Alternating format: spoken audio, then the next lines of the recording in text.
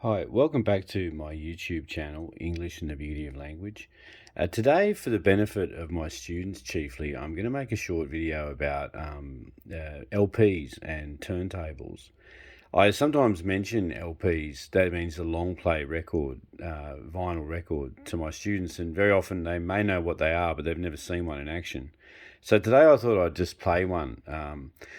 Because of the copyright restrictions on public internet, of course, I can't play something funky and cool like the Beatles, but I'm going to play this old jazz record that I have, which is very beautiful. It's about percussion in jazz. And you'll hear saxophones and trumpets and percussion instruments as I play it. So this is a vinyl disc, and they're called long plays, LPs. It's on a turntable, of course, which turns. This device is from the 1970s. It's a dual, made in Germany. You can see there. These old players are fabulous because they're made to last and they're fairly easily repaired. It has a new needle. That's the needle on there. I've recently had this repaired. It broke down during the pandemic, unfortunately, and I wasn't able to listen to my records. I have hundreds of records in my collection, some of which I've been collecting since I was a child, and some of which belong to my parents as well. My main loves, apart from all the obvious things like the pop and rock music that I grew up with, includes jazz and classical music. I particularly like guitar music. So this is an old jazz album that I'm going to play. It's very, very old. You can see there the beautiful old label. The company is called Warwick, and you can see here. I think it'll say where it was made, where it was pressed. It's made in the USA. There you go. Just for your reference, so you understand, the best records, the best vinyl records, are made in the USA because unlike most other countries, when vinyl records were pressed en masse, the USA manufacturers used 100% vinyl. So these vinyl LPs are very high quality. The US ones, you can see there, it's a disc. The ones made in general, I believe, I'm right in saying, in Britain and Australia and other places, of which I have some, are not as high quality because the vinyl is diluted. So let's put it on and have a listen, and you'll be able to watch it. As I say, it's very basic. It's got a needle here at the front, which is connected through wires into the stereo, which is down here. This is the amplifier. This is a Cambridge amplifier. It's a modern amplifier. It is not made in Australia. I like to put made in Australia stickers on things. It's not made in Australia. I think it's English. This is an edition of mine. These are Picasso pictures. So that's nothing to do with the Cambridge audio. This is quite a nice amplifier, mid-range, not very expensive. I think it was about $1,000.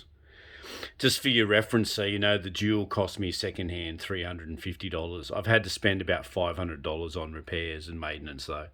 So all in all, this unit, excluding the speakers, which are also classic speakers, there's some of my records, they're not very attractive, but these are good speakers from the similar vintage to the record player, very good quality. They cost me about $500. So I'm going to put the record on now. It's got to be careful here while I just reach over and put it down.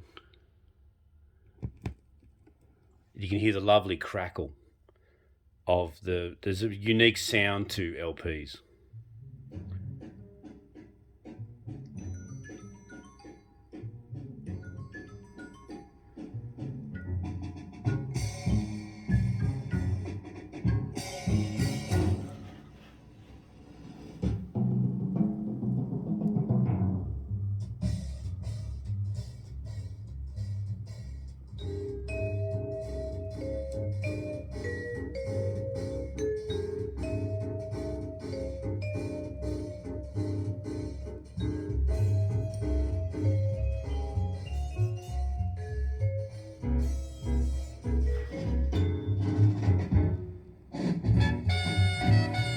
Sorry about the blurring there. I'm just trying to get a focused view of the needle.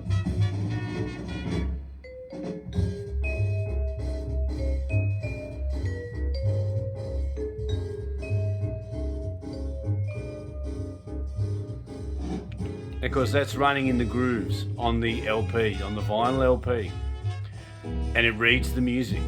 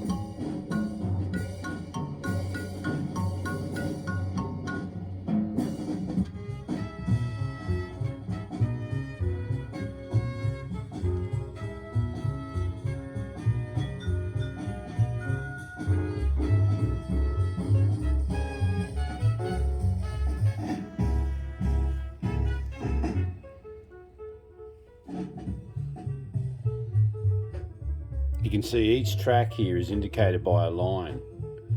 You see the darker lines on the vinyl. That's each one of those is a track. So there's 1, 2, 3, 4, 5 tracks.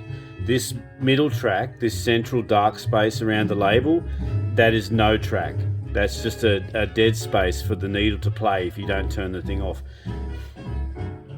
This dual has an automatic retracting arm. When the record finishes, the arm will retract naturally. Okay, so I'm going to end it there. I hope you enjoy the video. That's an old vinyl record player.